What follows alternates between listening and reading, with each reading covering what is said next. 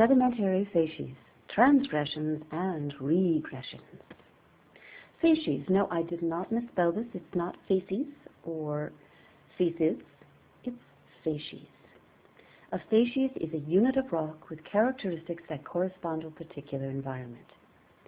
Now the characteristics could be the size of the sediment, or it could be the rounding of the sediment. It could be whether you have cross-bedding. It could be whether you have ripple marks or fossils. All of these will tell you something about the environment in which the rock formed. Let's say you're lucky enough to go to the Wave. The Wave is an amazing formation on the Colorado Plateau of Navajo sandstone. The cross-bedding on this sandstone, which is pretty dramatic, tells you that this could only have formed in an environment of huge sand dunes. Well, let's go to the Grand Canyon, shall we? We'll start up here on the Kaibab Plateau and hike all the way down to this area here called the Tonto Group. The Tonto Group contains 3 different rock layers that were formed one after the other without erosion in between. The first one we're going to encounter is the Moab limestone. Now the limestone formed in a deep ocean from the calcium carbonate shells of marine organisms. Let's hike down a little bit further.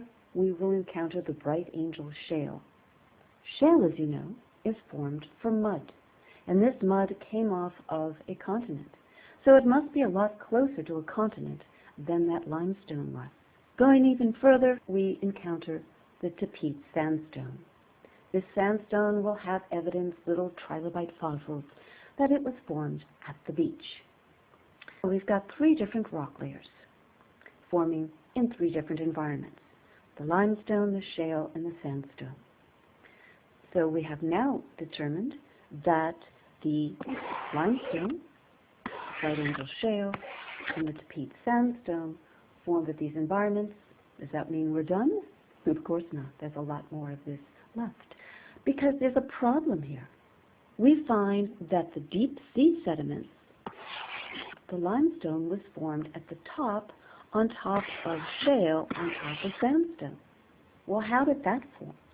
Well, I'm going to tell you. Let's go back to our limestone, shale, and sandstone forming at the deep ocean, shallow ocean, and the beach. I'm going to add to this one more layer, a conglomerate that could have formed from rivers on the continent. Here we have our layers forming, and we're going to have sea level rise. Well, why did sea level rise? Could be a number of reasons. It could be because of ice ages. If the ice age is over and the glaciers melt, sea level will rise. It may not be the sea level rising per se, but the land going down. That could be because of tectonics or isostasy.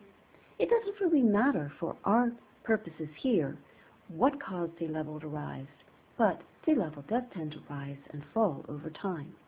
And in geology, we have lots and lots of time. Notice that the deep ocean is over the old layer of shale. Well, that's not going to do at all. We've got the wrong sedimentary rock underneath it. So as more sediment is forming, you're going to see the facies start to shift, in this case, shifting to the right. Now the shallow ocean is forming shale, and the beach is forming sandstone. Well, let's raise the ocean even further and look see what happens.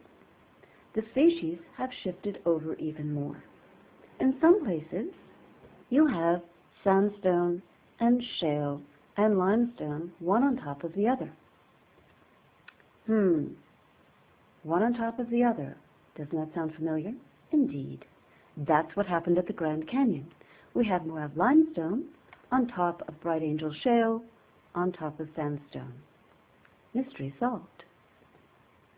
So this is called a transgression. As sea level rises, you can end up having deeper sea sediments making rocks that are on top of shallow sea sedimentary rocks. What if instead you've got shallow rocks over deeper rocks? You guessed it, sea level must have gone down over time. And that is called a regression. So a transgression happens when you have sea level going up, causing deep rocks to be over shallow rocks. A regression happens when you have shallow over deep because sea level has gone down. Let's compare the Navajo sandstone with the Tepete sandstone. They're both sandstone, are they the same facies? Well, they look really different. So no, they're not the same facies at all. After all, the Navajo sandstone with its cross-bedding formed in a desert, and the Tepete sandstone formed in an ancient ocean each. Let's instead look at two layers of limestone, the Kaibab limestone found at the top of the Grand Canyon, and the Moab limestone found further down. These two look alike, and they formed in the exact same kind of environment in a deep ocean. These are the same facies. But are they the same formation? No. They're given different names. This is called the Kaibab Formation, and this is the Moab Formation. They're different formations because they formed at different times. The Kaibab limestone is much younger than the Moab limestone. So a formation is a distinctive layer of rock formed at a particular time in a particular environment. They must be the same facies and the same age. They don't have to be the same thickness, however.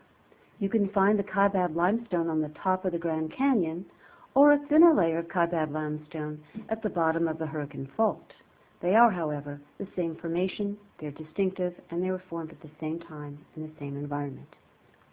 So that's a formation, folks, and that's all.